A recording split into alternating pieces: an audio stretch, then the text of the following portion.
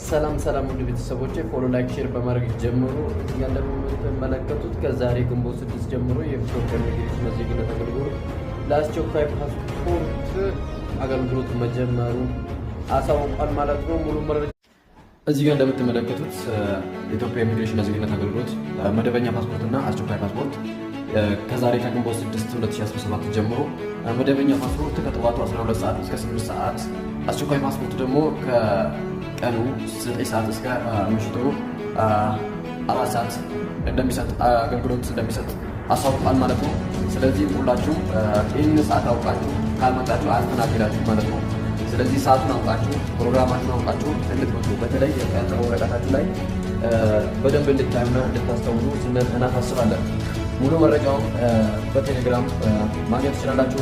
ቴሌግራም ላይ እና ባዮ ላይ አለ ሊንኩ። በደንብ አንብቡትና ተገኙላችሁ።